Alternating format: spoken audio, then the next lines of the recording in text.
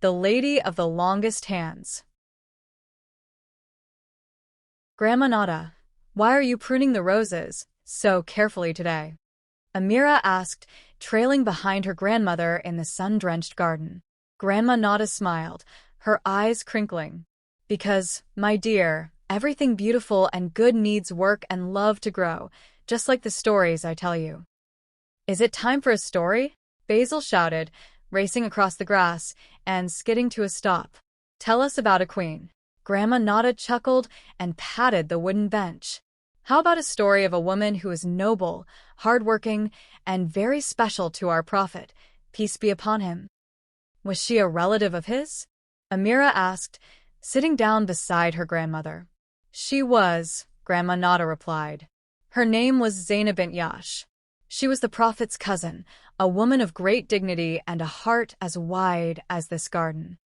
What made her so special, Grandma? Basil wondered, leaning forward. Grandma Nada looked up at the bright, clear blue sky. Her marriage was unique. It wasn't arranged by people on earth, but was commanded by a divine revelation from the heavens. From the sky? Amira's eyes went wide with wonder. Indeed, Grandma Nada nodded. It was written in the Holy Quran for everyone to read. Zainab was very thankful for that honor. It showed how much Allah cared for her. Was she a princess who sat on a golden throne all day? Basil asked, imagining a crown. Oh no, Grandma Nada laughed. She was a woman of action.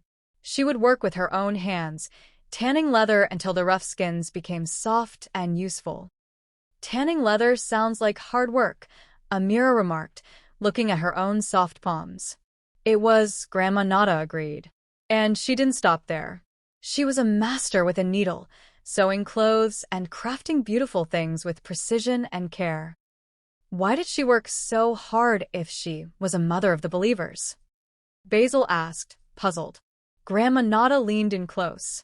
She didn't keep a single coin for herself, Basil. Everything she earned from her craft, she gave away to those who had nothing. She reminds me of a riddle the prophet once told his wives, Grandma Nada said, a playful spark in her eyes. He said, the one with the longest hands among you will be the first to join me in heaven. Longest hands.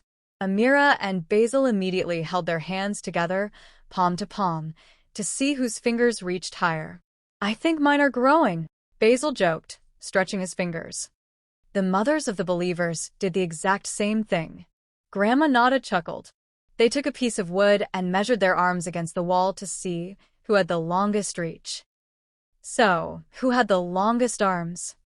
Amira asked, still looking at her own hands. It wasn't about the physical length of their arms at all, Grandma Nada said softly. It was a beautiful way of describing something else. Was it a metaphor for being tall? Basil guessed. No, Grandma Nada replied. It was about how far those hands reached out in charity. It was about the reach of a person's kindness. Zainab was the one the prophet meant, Grandma Nada explained. She was the longest in hands because she gave the most. She worked until her hands were tired just so she could fill the hands of the poor. I want to have long hands too, Basil whispered, looking at the garden gate. Grandma Nada hugged them both. Then let us start today. Let's take these extra vegetables from our garden to the neighbors, just like Lady Zainab would.